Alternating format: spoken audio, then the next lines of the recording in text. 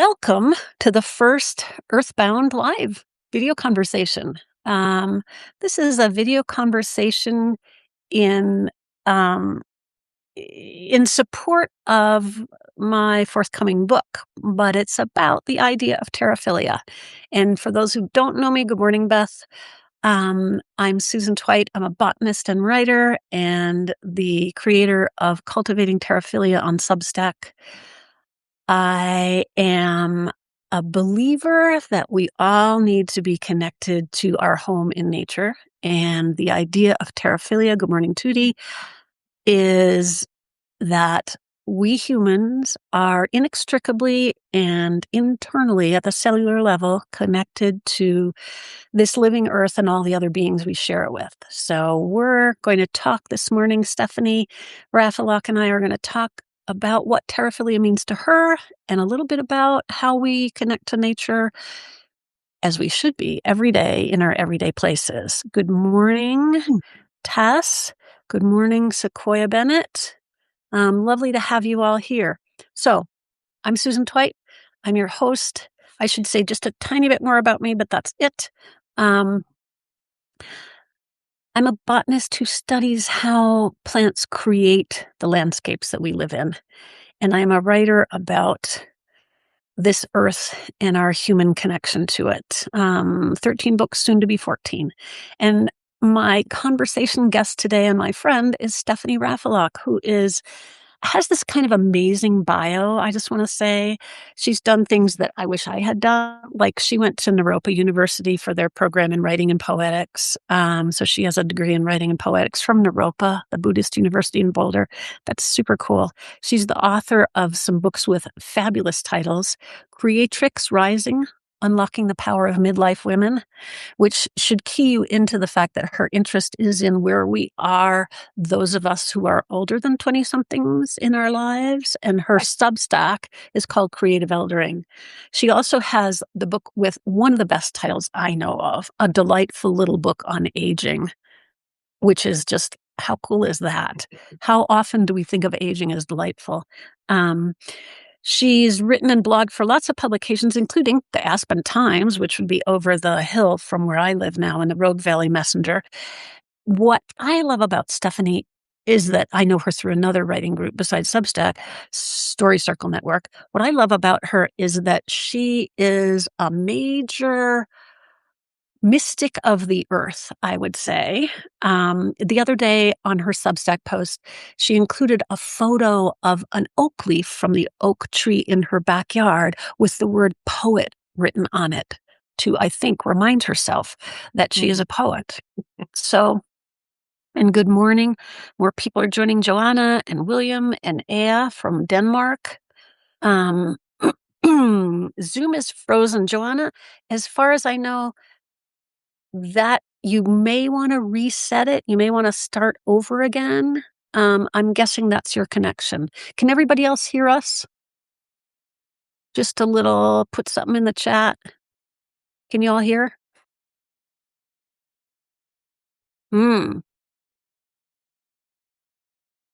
We've got people joining. Perfect description of Stephanie. Okay. So we're here. I think, Joanna, it's your end. You may want to quit Zoom and start all over again. Because I'm hearing that other people can hear the sound. Good morning, Jenny. Cool. Thanks for responding, you guys. All right. Let's start the conversation. And Joanna, I would try starting over again. Sorry about that. Technology isn't always a wonderful thing, can we just say? In fact, it often isn't, but here we are. Stephanie, welcome. Good morning. And tell us Hi, where you thank are you. first. Where are you? I am in Austin, Texas, in my office with my dog. Mickey's there. I like Mickey it. is here. So tell me about, when I say the word terraphilia, what does that mean to you? Does it have any meaning to you? And what does it have? Well, being a word nerd, when you first started this Substack, I looked up terraphilia and, terra meaning earth from Mhm. that word, and then the Greek word philia, which has something to do with emotion and love and stuff. So what terraphilia means to me is it is my love affair with the land. It is my love affair with the earth. That's how I hold it. First, I love that you call yourself a word nerd. I say I'm a plant nerd, but I'm also a word nerd. Yeah. And second, I love that, like me, you immediately go to what's the root? What does it Right, mean? right. Um, I think of it, and of course, you can tell. Good morning, Sarah. Good morning, Suze. Good morning, Judy. Good morning, Lydia. People are joining still. Yay. I think of, I don't speak Greek, so I always say terraphilia instead of terraphilia, which I realize that should be. But I think of it as Earth's love. Um, Yeah. so, and, and you have a habit that I just love. First, you have Mickey, so you have to take Mickey out for walks. Um, but the habit I love is that you are a walker. You get out, I think, every day. Yes. Yes. Yes. Um, and you walk in your neighborhood with Mickey, but you also walk. Good morning, Jenny. You also walk. You have a hike, a particular hike that you love. And I'm curious about if terraphilia is a practice that you want to practice every day. If you want to be connected to the earth in that way every day, how is it different walking around your neighborhood with Mickey and taking your hike? Well, the first thing that comes to mind is the occupants of my neighborhood Mm. are different than the occupants of the Mhm, forest trails. And so mhm, there's that. There is something different about the feeling in the body of walking on a concrete sidewalk that is different than the mhm, feeling in the body of walking on uneven soil, dirt, mhm, rocks, those mhm. kinds of things. So a lot of it is a sensual experience. I'm less concerned about breathing in the neighborhood than I am with breathing in the forest. Hmm, So, and by breathing in the forest, I don't mean just the idea of taking a breath with the lungs, but an idea of sort of drinking in, you mhm. know, I know what's in there are more annoyances in my neighborhood. too. My latest, annoyance in the neighborhood is that we've got these kids on electronic bikes, Oh, electric bikes, yeah. and I'm not a fan of electric bikes because I think it's metabolic syndrome waiting to hatch, number 1. And number 2, I just it feels like an accident waiting to happen for Mhm, me. So one of the things about hiking is that there is a quality of sound and a quality of silence that you don't get in a neighborhood. Now, on the other hand, not to give the neighborhood a bad rap, there is activity and there is life in a neighborhood. And right, there is something special about going out early in the morning and watching the neighborhood come alive. right. So Waking up. those So are the I wanna pick up on a couple of things there. One is the idea of the the embodiment, the feeling of feet on pavement Mhm. versus feet on soil. Um, and I think that's a really interesting thing for you to bring up because I do think that we can be immersed in nature in our neighborhoods, but it's a different kind of immersion. Yeah. And what you said about sensual is really interesting because I think sensual in the sense of engaging all of our senses in a neighborhood, a lot of people think of being out in nature as a dangerous place. You know, you could be eaten by grizzly bears. Oh, Joanna, I'm glad that resetting worked. Thank you for letting us know, and welcome back. Um, there's a sense we have that nature is dangerous, and Mm, yet we humans have invented some technologies that are very dangerous, like electric bikes. right. There have actually been some really great articles about towns starting to limit electric bikes because they don't have you can go way too fast, Mm, and they are accidents waiting to happen. But isn't it interesting that in your neighborhood, there's this one thing you identified that feels perilous to you, and yet when you're out hiking, what you identified is drinking in the forest. yes. So that kind of flips the nature is dangerous on its head. Um, in this case, the human nature is the dangerous part, Right, which right, I think is interesting, right. you know? And worth exploring in a way. Um, have you ever written about that? About the difference between neighborhood and no, but it's Yeah. it's a good writing prompt. Well, it strikes me that you bring to it, because you For those who don't know, Stephanie is a lifetime learner in the really fabulous sense. Like, she took a course on the Odyssey. And how long was that course? It Um, was 9 months. It was yeah. a pregnant amount of time I was gonna say that's a really interesting amount of time. to, to birth the classical arc of story and story structure. You know, it was with that intention that I went into studying the Odyssey for a year. How I mean, written ages and ages ago, but how has this become the arc for our story structure and the classical sense? Mhm. And, it was a fascinating yeah, it was Okay, a I'm gonna say fascinating in the classical male journey sense, because as people on this call have pointed out, um, the male journey is the outward one. The female journey classically is the inward one. And so the Odyssey is a very classical journey story, but it's a gendered journey story, which is kind of well, interesting. yes and no, because the helpers in the Odyssey, the guides in the Odyssey are all female. Right. So you've got this interesting balance of yes, it is the male journey and, everything that happens to Odysseus with from the inciting incident to all of the tension and conflict that's created in him trying to get home, which is the ultimate human story, right? It's Yes, not trying to just get your home. story or Yeah. my story, it's the story.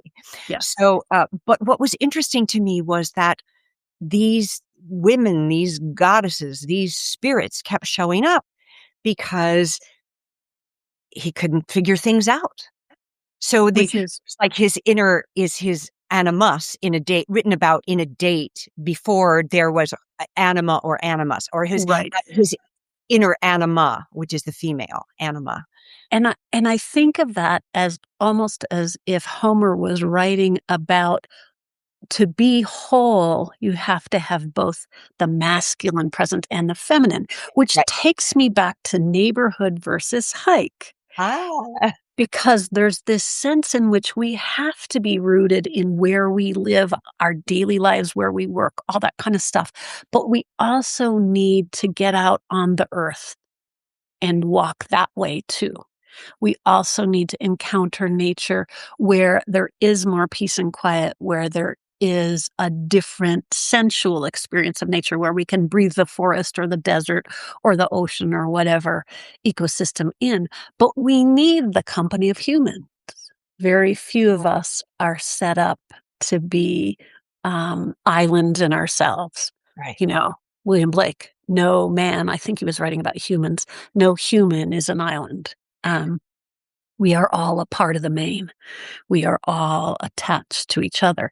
And I would say that in a larger sense, we are all attached to every being on this earth because what we think of as we is actually an ecosystem with billions of microbes Mm, making up this bag of skin and bones, and influencing us at the most basic level.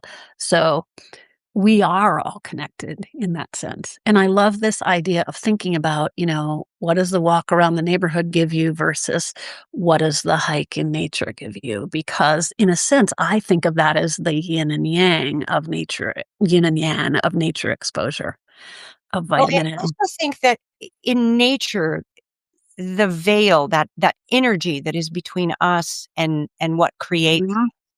the veil in nature feels more permeable to me. Mm, That sense of walking in the forest and seeing something out of the corner of your eye and turning and realizing there was nothing there yeah. could be described as like, fear. But oftentimes I see things in the forest that I believe live in the imaginal realm.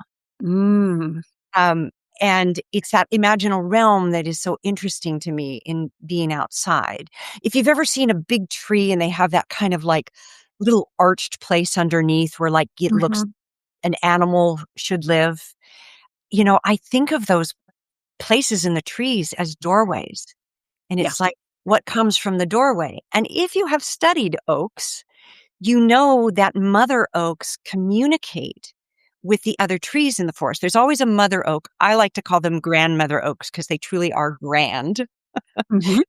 But that oak can sense a tree that needs nutrition, that needs water, that needs help in some way, and send that through the root system. So, for those who don't know the biology, sorry, I'm gonna go all science geek. Go on. For those who don't know the biology of, it's actually all plants in, Mm. non-domesticated ecosystems. When we plant plants, we don't know how to do this, but in natural ecosystems, all plants communicate underground via fungal threads, threads of fungi that have little, they call them haustoria. They're like little tips with a syringe in them that pierce the root of a plant, and then they will go feet, miles through a forest, through a grassland, through a shrubland, through a desert, and they connect all the plants.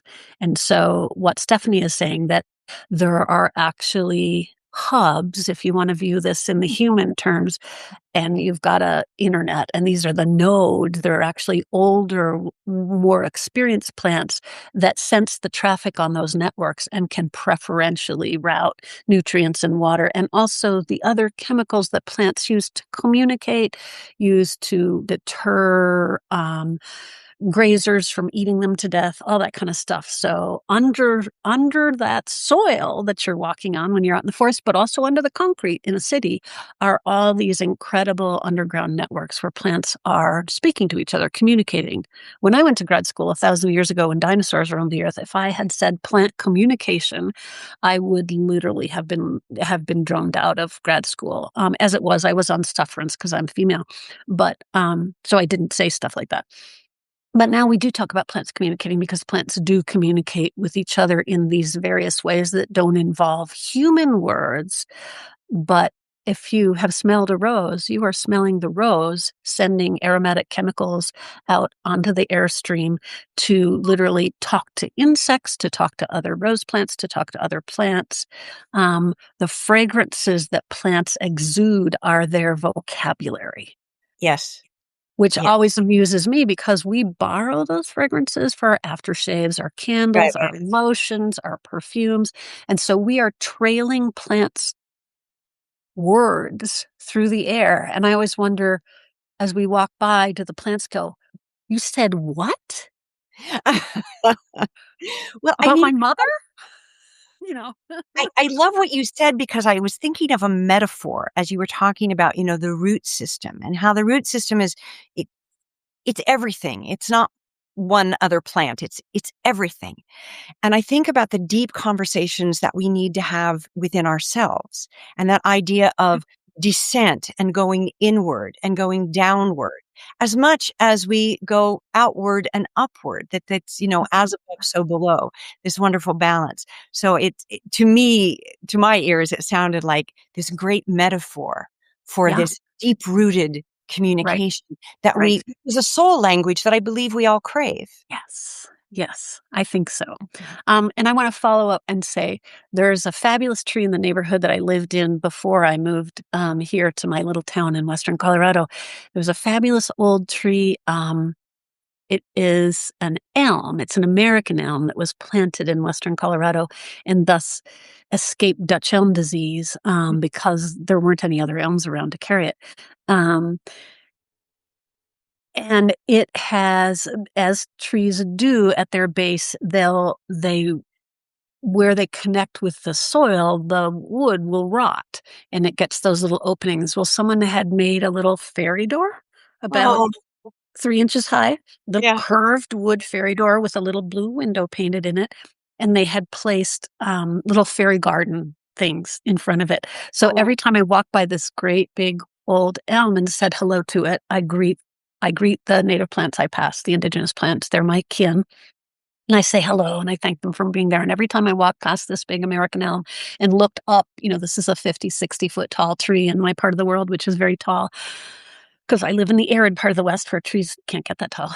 Um, I would say, good morning, Almus americana. That's its Latin name. And then good morning, American elm. And I would stoop down and say hello to the fairy door. I love that. And I'm sure anyone driving by was like, what is this woman doing? And I don't care. Uh, I just absolutely don't care. That brings me a lot of joy.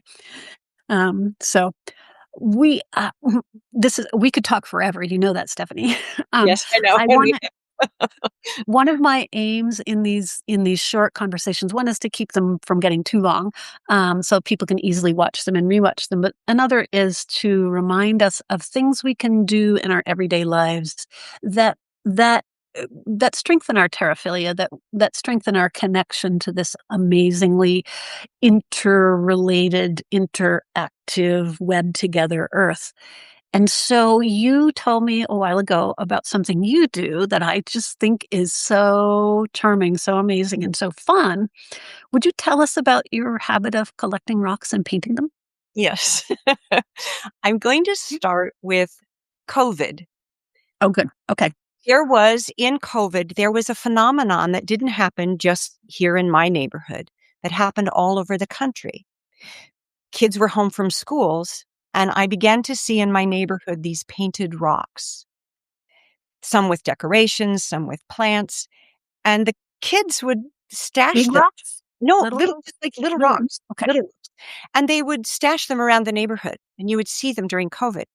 In talking with friends of mine throughout the country, this was going on during COVID, these Hmm. painted rocks.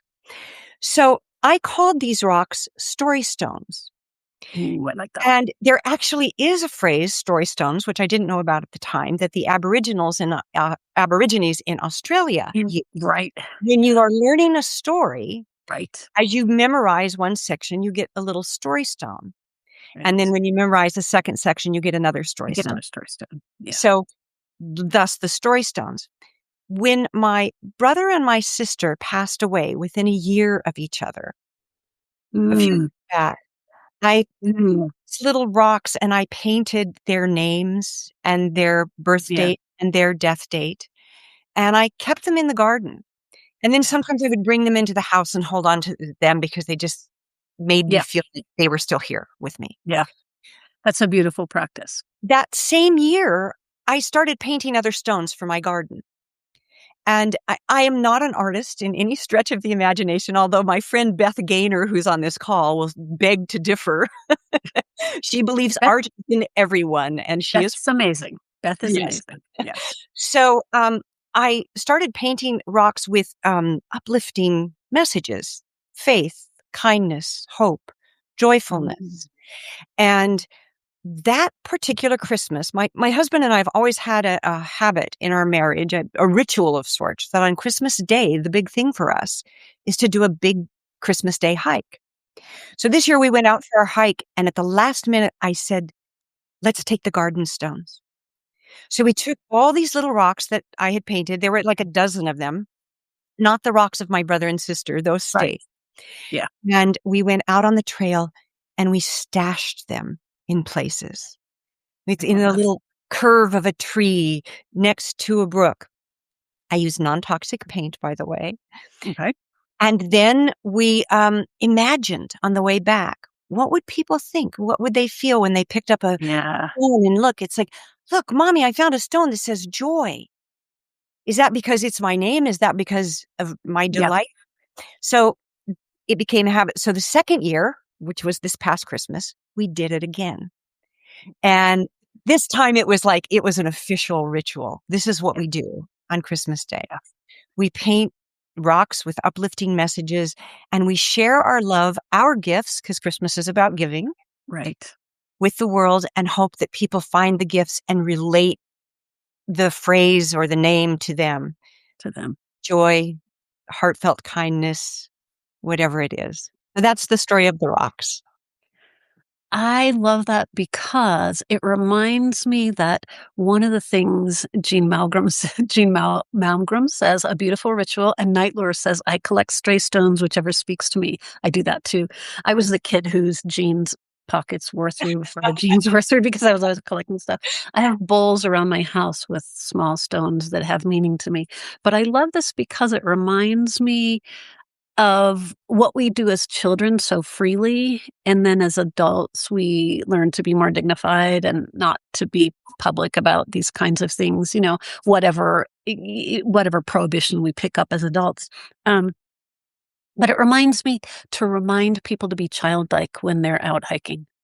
Not in the dangerous sense, but in the sense of remember your child self before you learned not to to inhale the forest, before you learned not to feel sensual joy in being out walking around among our wild kin. It's a way of reminding people to slow down and bring that inner self out again, in this really charming way that isn't destructive. It's not like you are painting the boulders you walk by, with a heart that says Stephanie and Dean, Right. um, and I have actually been out backpacking in the Rockies and found where people carried spray paint and Yeah. painted boulders, and I'm like, okay, Mhm. that's if you wanna do that in your Right. neighborhood, fine, but ask your neighbors if you can paint their boulder first. But, it's a non-destructive thing to do that encourages people to be childlike when they're out hiking, and I think that's a beautiful practice. Or even walking the neighborhood. And, children have this very, kind of ritualized way of play that comes Mhm, natural. I talked about that permeable veil that you can see in mhm. nature, which is a little hard to see in the neighborhood. I think that kids easily pass through that veil Oh, yeah. when Yeah, they're out playing in yeah. nature. Everything from mud pies. Remember how good mud felt in your hands? And it's like you'd Mhm. never do that as an adult, but there's something special about the way soil feels in your hands. Oh, yeah. Yep.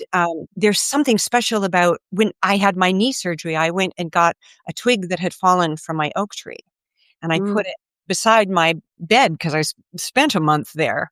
yeah. And it's like trees are this strong. They can lose Yes. twig and they still grow strong. So, Yes. Yes. That's a beautiful symbol. That's a great symbol. One of the things that I so appreciate about you, me, I'm a botany girl. I'm so I'm just so focused on the can I feel it? Can I touch it? You know, I love that you find the metaphors and the symbols and everything. That's a really good practice for me to remember because I can do that too. I'm just so focused in the immediate physical environment. So, um, does anybody who is on the call have a question for us? I'm looking at the list of who's joined and chats. And Joanna, I hope that you're still at least hearing the video, the audio of this. I'm sorry that the connection is not working well for you. Does anybody have a question out there for Stephanie or me, or just in general? I'm seeing little hearts floating up. Love that. Susan K, hey. Cheryl, hi. Paget, hi. Kate Davis, hi. Karen Morton, all sorts of people. Um, not seeing questions. okay. We said this would be half an hour. Happy to hang around for a couple of minutes, and chat for a little longer. If anybody has a question, let us know. We'll give it. Stephanie, can you give it 5 more minutes? Sure, I can give it Give it a five. little time. Um, Nightler says this is a great chat. Oh, that's Thanks. great to hear. Thanks for being here. I had one more thing I wanted to follow up on, and I guess I want to pull us back to the neighborhood and say most of us live in very urban or city spaces. How, when you're walking the neighborhood, maybe with Mickey, maybe by yourself, just exercising that bionic knee, what are those moments, or in your yard, what are those moments that bring you close to the feel of being in the forest? Well, I think walking with a dog, for starters, Mm, because, dogs, yes, are domesticated now, but they're really, if you've ever had a puppy, you know that dogs yeah, are wild animals. yeah, yeah. So the fact that I'm out walking in the neighborhood with a wild animal, that Mm. there's something that it feels natural to me about that, feels naturing to me. Oh, Um, that's a great verb. I like that. naturing. It's a- Naturing. Word nerds have the right to make up new words. That's true. That that's That's what I true. say. Um, I'm a believer on that. and I pay a lot of attention to the trees around here because they do cycle in a different way. In in Texas, the live oaks shed in March. Yeah. Not in the fall. They shed in March, and it's really fast because the root system is very shallow. The topsoil here is probably no more than 8 to 10 inches, I think. Um, and so I pay attention to the trees because they tell me where I'm at in the season. Mhm. what's happening, and I love the sound of the rustle of wind Mm, in the tree. mhm. That is a whispering. Yeah, Whether you're in a neighborhood or you're in nature or you're in a city park, yeah. there is something about closing your eyes and listening to the Yes, rustle of the wind through the yes, trees and yes. finding the translation. What are the So trees telling you? there's another 3 tips for all of you listening about simple things we can do to re-immerse ourselves in nature that is our birthright. One is close your eyes when you're in a place that's safe outdoors. Don't do that if you don't feel safe. And just listen because we are visual animals, humans are. Um, I don't have the data in my head, but a lot more of our brain is devoted to processing visual signals than is devoted to processing either auditory or smell, taste, touch Mm, signals. So close your eyes, close that dominant sense, and feel, hear what you feel. So that's one great tip that you can do anywhere that you feel safe. Another is if you have a dog, watch what the dog senses mm, because, as Stephanie said, naturing, your dog is reading the news with their nose yeah. and they are getting a whole lot more information than we are. So, watching where they pause, okay, maybe it's just the other dog pee on the fire hydrant, but still, there's a whole lot going on there that we miss.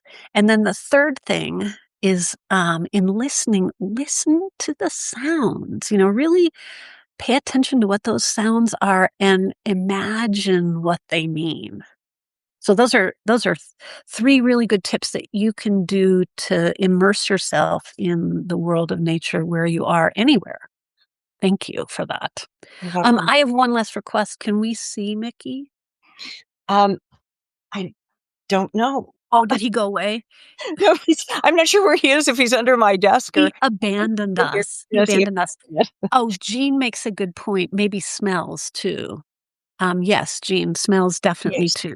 And We're so bad at smells. we are, and I think about walking, thank you for that, Jean, because it reminds me of walking in the woods in the autumn as opposed to in the summer. In the autumn, you get that dank smell of fallen leaves and water and must and mold and all that wonderful, you know, decay. The smell of Mhm. decay. You would think that doesn't smell so good, but it does when you're walking in a forest. Well, it's life recycling itself. It's life recycling itself. It's the nutrients going back to the soil from which they come. Um, Susan, Um, I know that we have like just a couple of minutes, but there is one thing I want to end with because it circles back to um, what terraphilia means to me, and it's a Rumi quote oh, that says, "There is some kiss we want with our whole lives. It is the touch of the spirit upon the body." mm, That to me is what nature is. It is the it's touch of the touch spirit upon the the body. body. That's a beautiful, beautiful quote. And we have one more question, but before we answer that question, Beth, which I'm going to ask Stephanie in a moment, I want to say one other thing we can all do wherever we are, and that is thank the other people who have cared for the land where we live. If you don't know the indigenous people whose land you live on, you can go search for the website nativeland.ca because it comes from Canada. Look at the map and learn the names of the native people whose land you live on. I Mm, say every morning in my yoga practice, I thank the Ute people who have known mm. and loved my valley and the mesas for millennia. Um, Beth asks, how does the land inform your writing?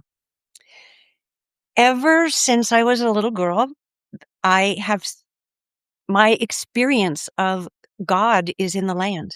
Mm, And so it's not unusual for me to go outside during the months where the weather permits and mm, write outside because I feel grounded in the land. And literally. sometimes, writing can be so much in your head that you will Hmm. drive yourself crazy. And Hmm. anyone who writes has done that. Hmm. But going outside can like reground. It's kind of like, well, if I just ground in a little bit, and that is from the land. That is the divine that I feel in the land. So I hope that answers the question, but that's how the land informs.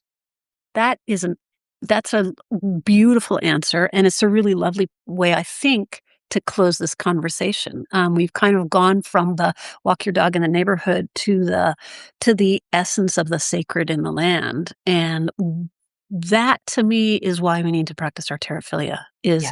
That's where the sacred lives, and that's so essential to keeping our humanity in the hardest times we can ever imagine, which is now. Yes. Yes. So, Stephanie, thank you so much. Thank What a you. wonderful, wonderful conversation. And This thank you to everyone who joined us. Wow. Thanks for commenting. Thanks for questions. And next month, there will be another Earthbound live conversation.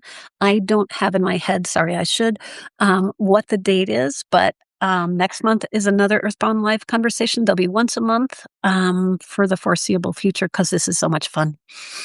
Thank you all. Blessings. blessings.